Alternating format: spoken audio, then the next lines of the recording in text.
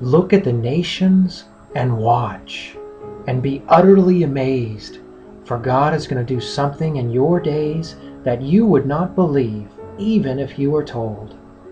God is raising up the Babylonians. Friends, might we all listen to the words of God here in Habakkuk and look at the nations and watch and be utterly amazed, for God is going to do something in our days right now that you would not believe even if we were told. We know in Revelation chapter 17 and 18 we see the fall of Babylon. In Revelation chapter 14, the angels declaring the second message in the eternal gospel say Babylon is fallen. But here in Habakkuk, God shows us the rising of the Babylonians. He says that ruthless and impetuous people who sweep across the whole earth to seize dwellings not their own. Yes, they're a bunch of thieves. They are a feared and dreaded people. They are a law to themselves and promote their own honor. Their horses are swifter than leopards, fiercer than wolves at dusk. Their cavalry gallops headlong. Their horsemen come from afar. They fly like an eagle, swooping to devour. They all come intent on violence. Their hordes advance like a desert wind and gather prisoners like the sand. They mock kings and scoff at rulers. They laugh at the fortified cities. By building earthen ramps, they capture them. Then they sweep past like the wind and go on. A guilty people whose own strength is their God. You, Lord, have appointed them to execute judgment. You, my rock, have ordained them to punish. You have made people like fish in the sea, like sea creatures that have no ruler. The wicked foe pulls all of them up with hooks. He catches them in his net and gathers them up in his dragnet. And so he rejoices and is glad. Therefore he sacrifices to his net and burns incense to his dragnet. For by his net he lives in luxury and enjoys the choicest food. Is he to keep on emptying his net and destroying nations without mercy? Then the Lord replied, Write down the revelation and make it plain on tablets, so that a herald may run with it. For the revelation awaits an appointed time. It speaks of the end and will not prove false. Though it linger, wait for it. It will certainly come and will not delay. See, the enemy is puffed up.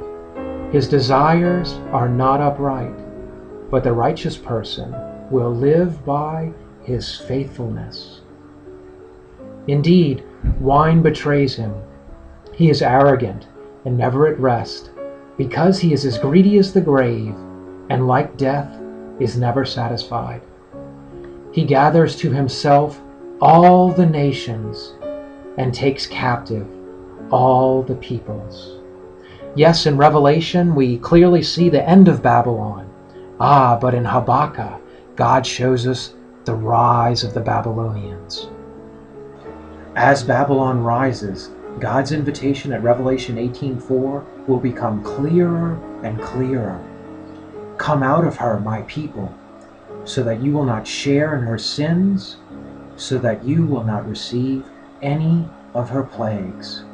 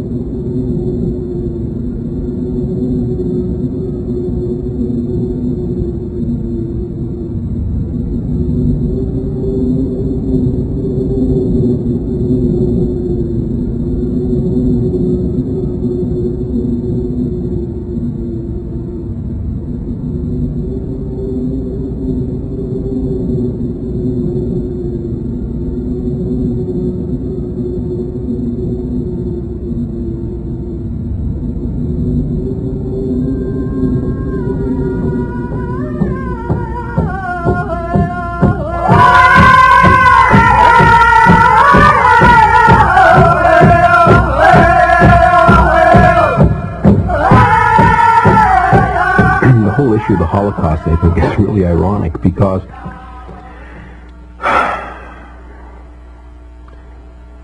so much literature has been expended in the pursuit of exposing Hitler and the Holocaust and the terrible tragedy that occurred with the Jews, where 6 million people perished. What most people in this country fail to realize is that the model for that was here, was the treatment of our Indian people, was the model for Hitler, and he said so. He wrote it down, and he said that the prison camps here were the model for the prison camps. Also, the whole notion of turning the people against themselves within the prison camps and keeping them busy with each other so that they couldn't escape or didn't have other ideas was also born here, and he copied it. He thought it was a very good plan, and he really admired Andrew Jackson. So it's a little known part of history, but it is a reality. And nobody's ever really addressed it. Nobody's ever really talked about the Holocaust here. I mean, there were conservative figures, 19 million Indian people living in North America. 19 million. And by 1970, there were 260,000. They didn't move to Hawaii, or they didn't go to Sweden. Where did they go? They are gone. They were gone. Killed. Murdered. But 19 million people.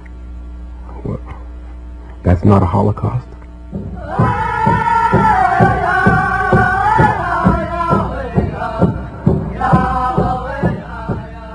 I feel that this country doesn't understand historically what happened to its indigenous people. They see it on television and they read it in the books, but they really don't see it in the practical sense. It points directly toward the racism of this country, of the white person, of the dominant society, of manipulation of the environment, of its people. To us, to the white man, we're just kind of like a cactus on the trail. You chop it away and get it out of the way so you can keep walking down the trail and seeing what the beauty you want to see.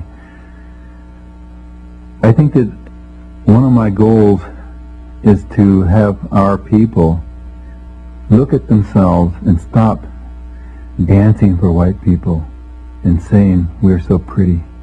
I want us to say, look what you've done to us. Look what you've taken. Look at the beauty we had and still have to offer you. And stop treating us like subhuman human beings, because we don't deserve it and we don't need it. For more than 500 years, American Indian people have been subjected to the ever-changing whims of the white man, who with sword in one hand and Bible in the other, swept across this land like a plague of locusts. What the people of the United States did not know was that their so-called enlightened nation was setting an example that would be followed in the 20th century by some of the worst butchers known to man, including Adolf Hitler. In his biography of Hitler, John Toland wrote, "Hitler's concept of concentration camps as well as the practicality of genocide owed much." John Toland wrote, "Hitler's concept of concentration camps as well as the practicality of genocide owed much, so he claimed, to his studies of United States history, and he often praised to his inner circle the efficiency of America's extermination by starvation and uneven combat of the red savages who could not be tamed by captivity." In their efforts to deal with the original inhabitants of this land, the European and then the American governments tried many different approaches. First they tried subjugation. Then when that failed, extermination. And when that wasn't totally successful, Then came the reservations. And the land set aside for reservations in the 1800s was generally the most worthless land that could be found.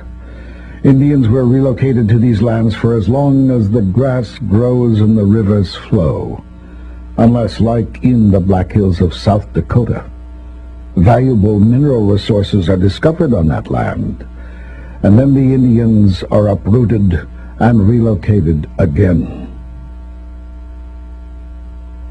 The enrollment issue originated with when the government set up reservations.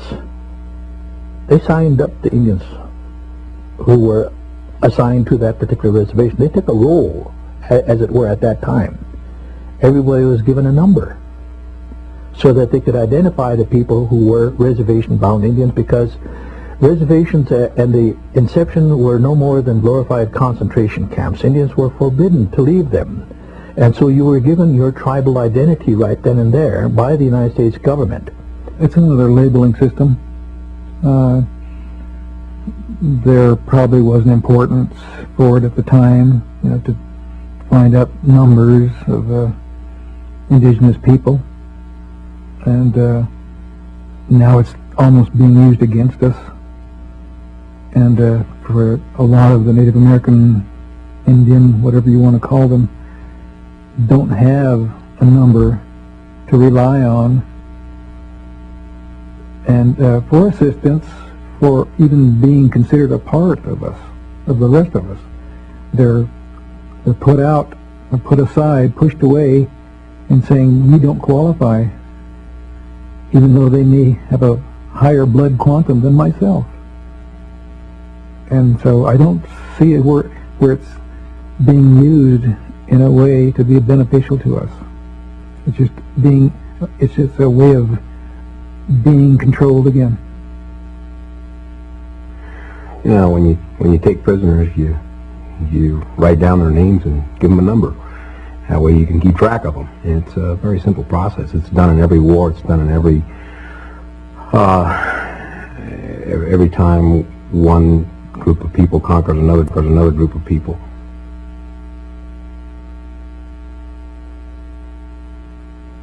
When I was younger, I was extremely angry about it. Now there's a sadness because things will never be the way that they used to be. It will never happen. So I just try and work as hard as I can to retain as much of my culture for myself, for future generations. But I'm never going to let them forget it. I don't think that this country will ever really heal itself until it answers the question of what it did to its indigenous people.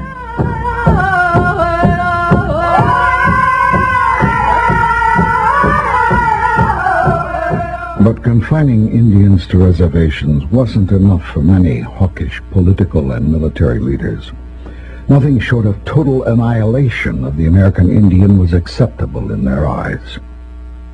Colonel John Chivington, known as the Fighting Parson and head of the 1st Colorado Cavalry, told a gathering of church deacons, "It is simply not possible for Indians to obey or understand a treaty. To kill them is the only way we will ever have peace and quiet." Later that same year, he led 700 soldiers on a surprise raid against a peaceful band of Cheyenne who were camped along Colorado's Sand Creek. Just before the dawn attack, he told his men, "Kill them all, children as well. Nits make lice." 400 people, mostly women, children, and elders, were murdered that day, as an American flag and a white flag of peace flew high over the camp's tallest teepee. As tribe after tribe was successfully depopulated, demoralized, and imprisoned on reservations, political winds shifted and extermination began to fall out of favor. Assimilation became a new byword of a concerned citizenry, and so an educational model to make Indians into imitation white men was proposed. The centerpiece of this plan was the Indian boarding school system designed by former Indian fighter Captain Richard Pratt. His motto, "Kill the Indian, save the man." was the central philosophy which destroyed Indian families and societies by sexually violating man. Was the central philosophy which destroyed Indian families and societies by sexually violating and brainwashing generations of Indian children into believing that their language, culture, clothing, and their very identity was evil.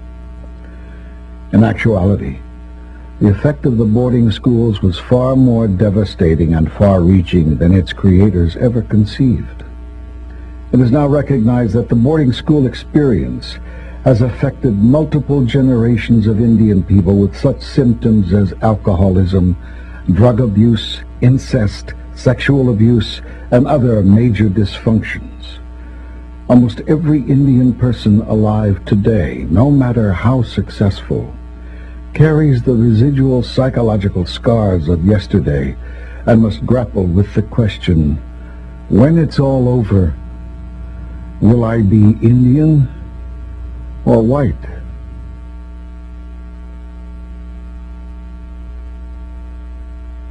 I grew up with the signs, no Indians or dogs allowed, and had to abide by those signs, not being able to go into places.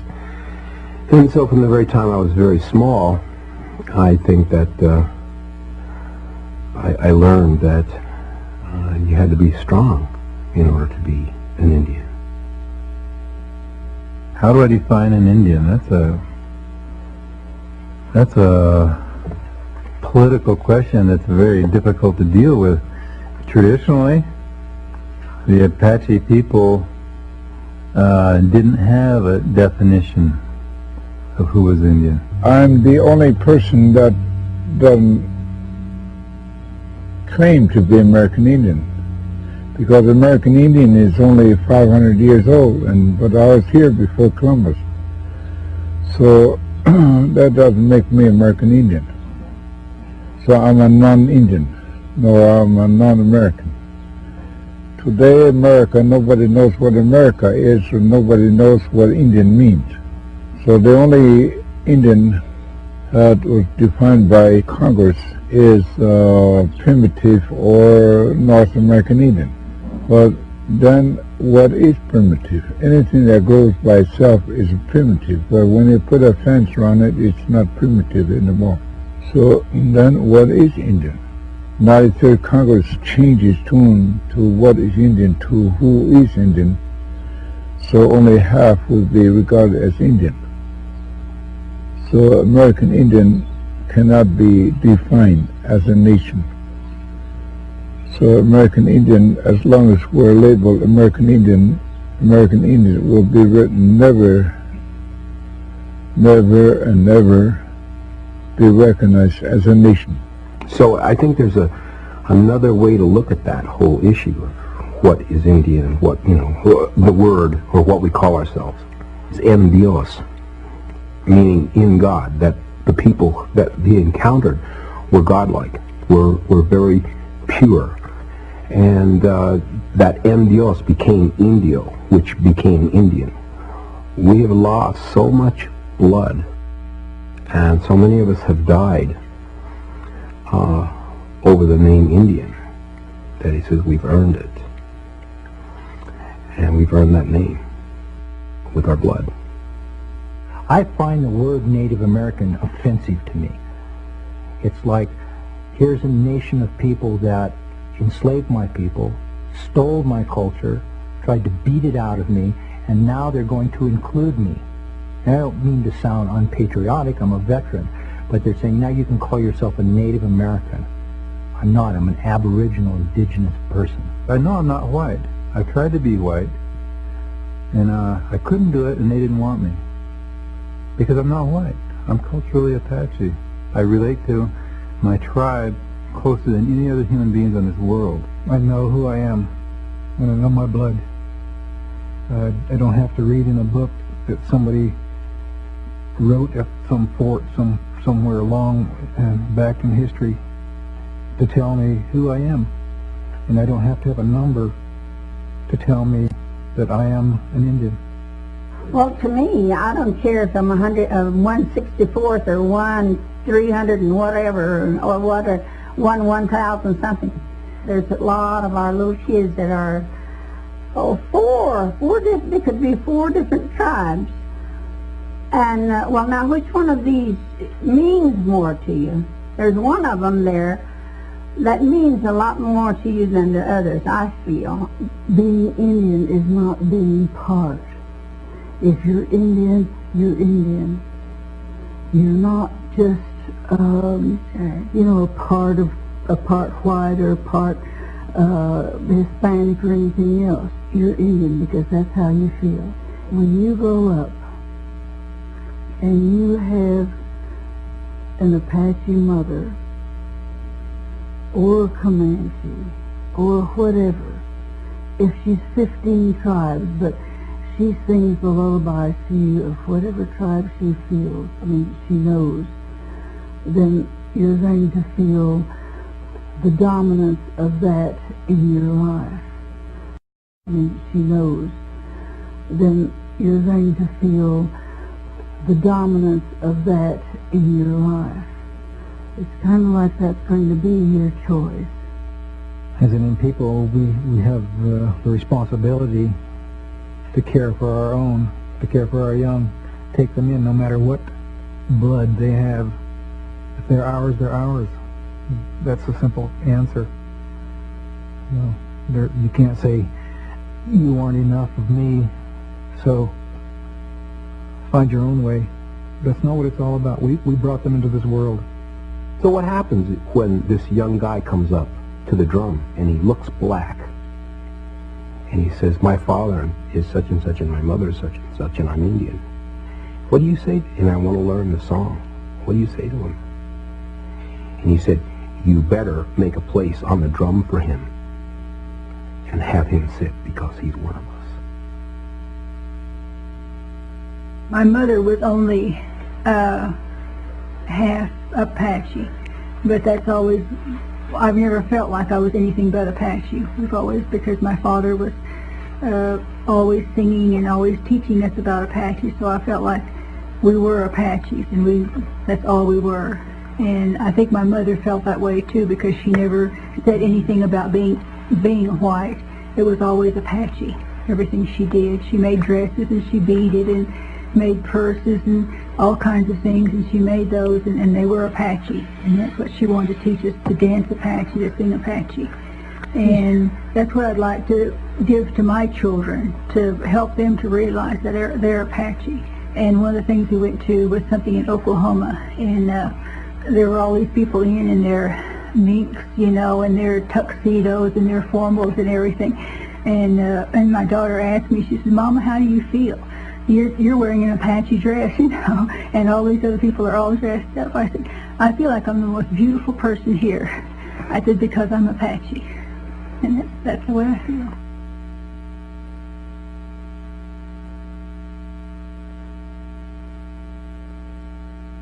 Somebody asked me one time, what is it like being a Native person, and especially being a person of mixed blood?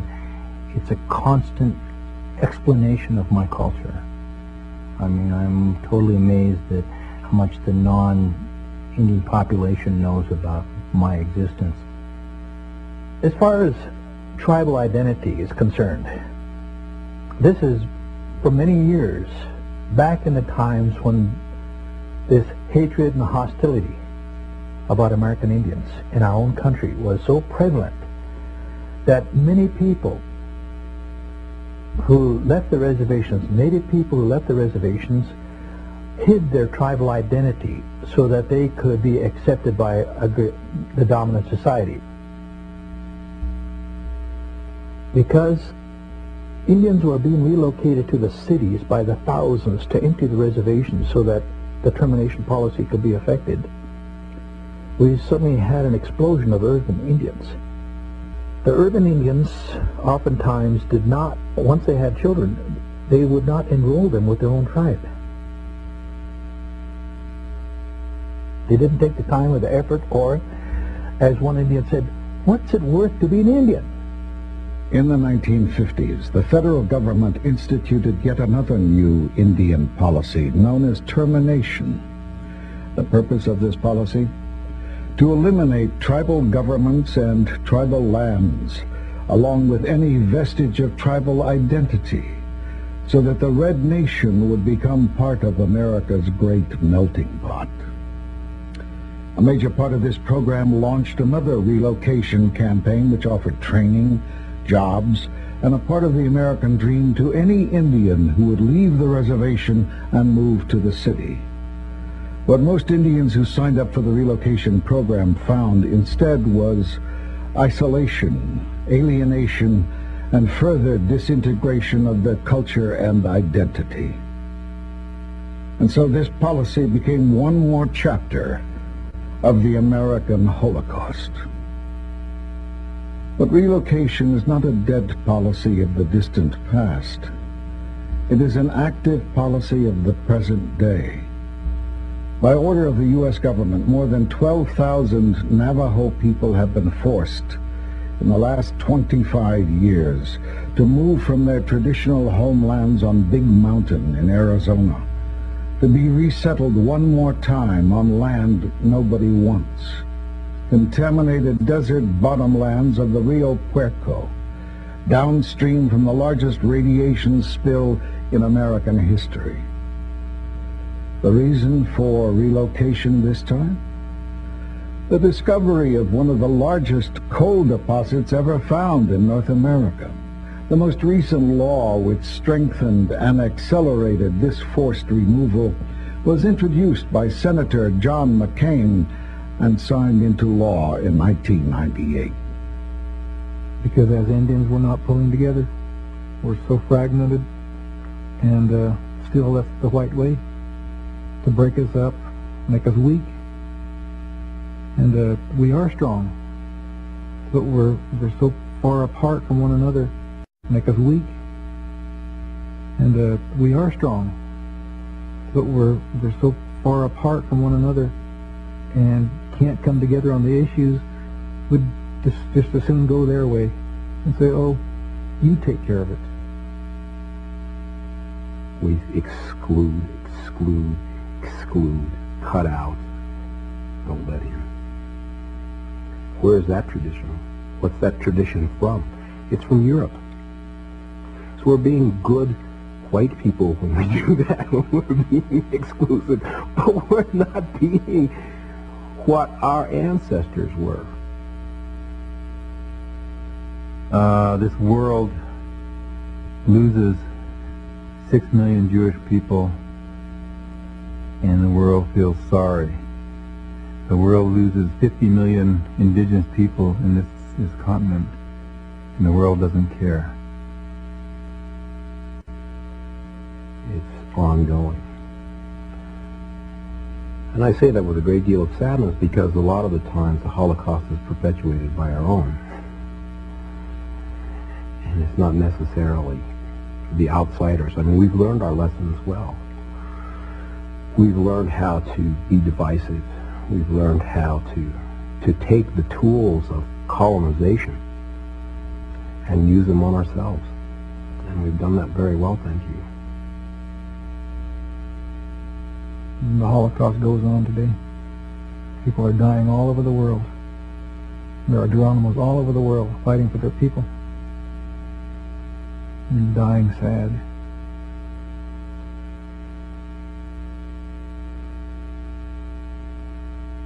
All I know is all these years of what Western civilization has tried to do to indigenous people that we still endure. I'm proud of my people, and I'm proud of who I am, and what they did and what they stood for.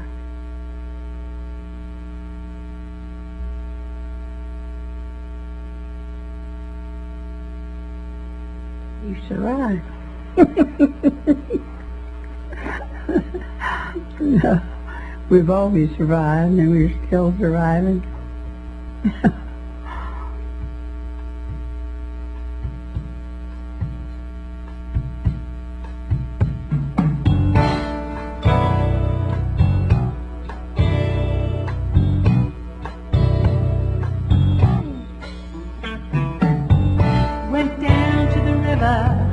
Wash my spirit up to the mountain to purify my soul. Dance to the sun. Pray for the one who can help himself no more.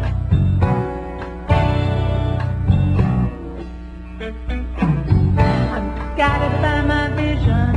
Everything's related. Walking in beauty. Our children are sacred. When it's all over, I'm still the Indian. No matter what you do, I'll still be strong. When the smoke cleared, I was still dancing. When the smoke cleared, I was still standing. And General Sheridan said, the only good Indian is a dead one in the white man, digging up our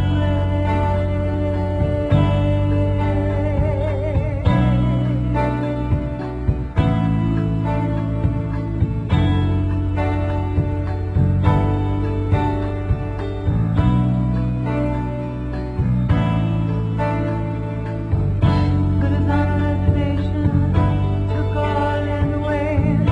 Say no to the dog loud, and the white man dancing on our graves. They brought Jesus to us, brought us the cross, brought us hunger and disease. Ah, this American Holocaust. Try to take my medicine, try to take my soul, try to take my song, and the white man still dancing on my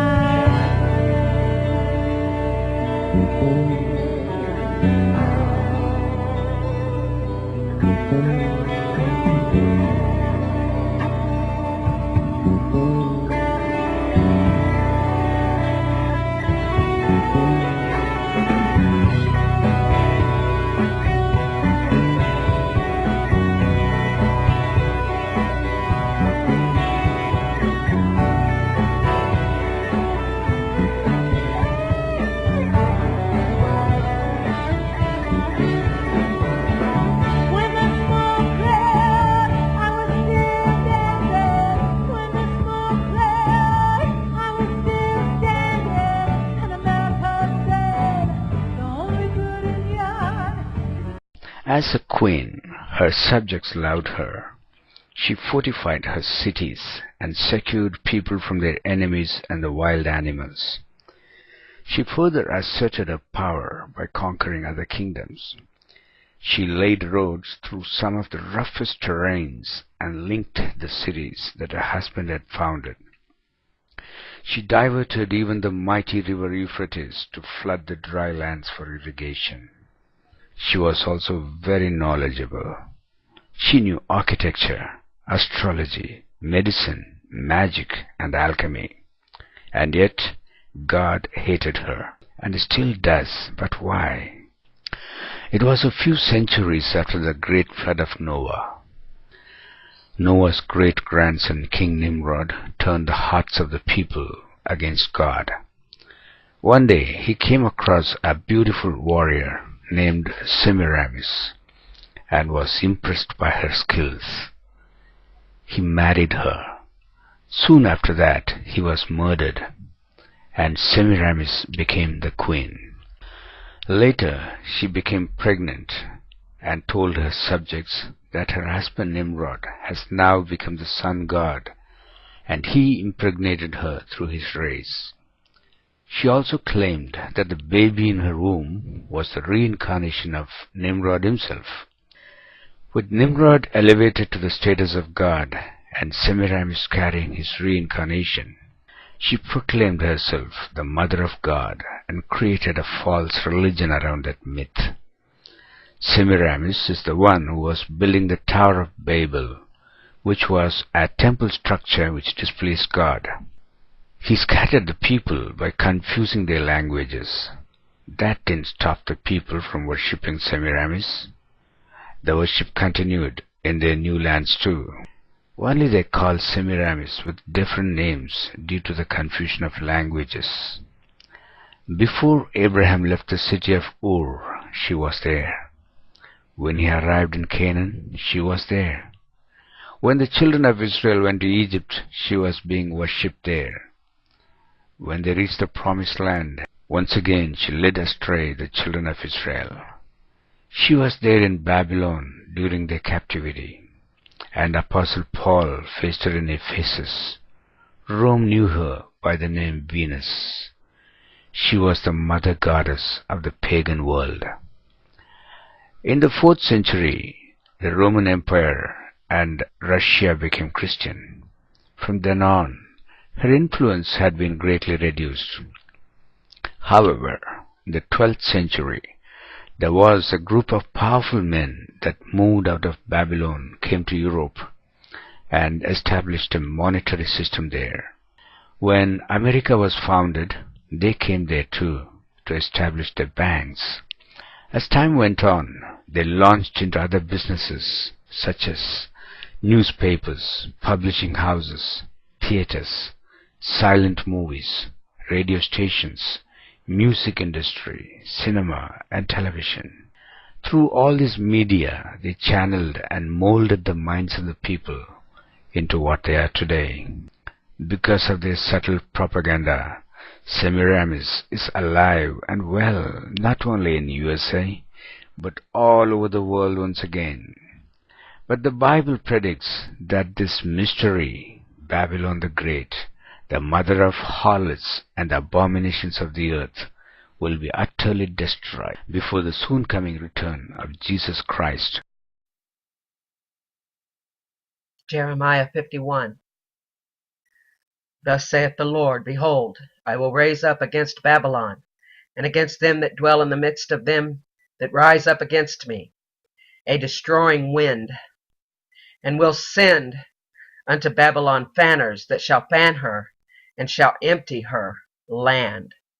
For in the day of trouble they shall be against her, and about against him that bendeth, let the archer bend his bow. Revelation 18.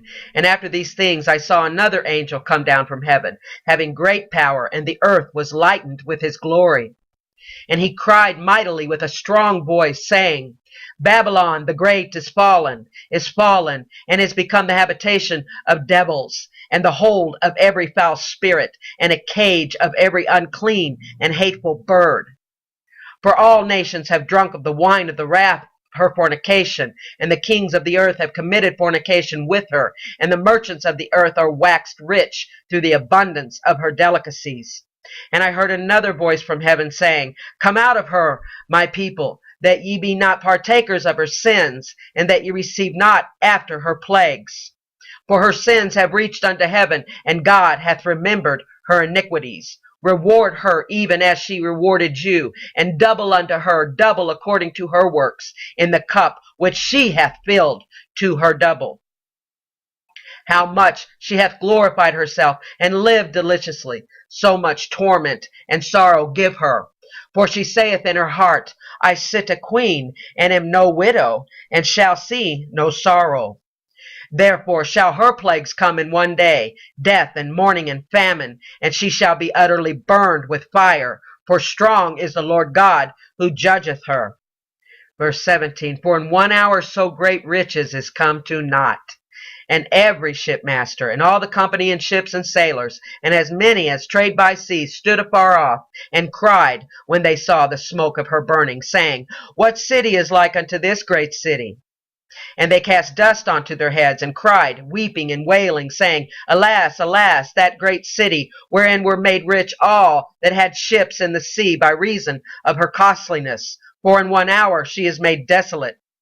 Rejoice over her, thou heaven, and ye holy apostles and prophets, for God hath avenged you on her.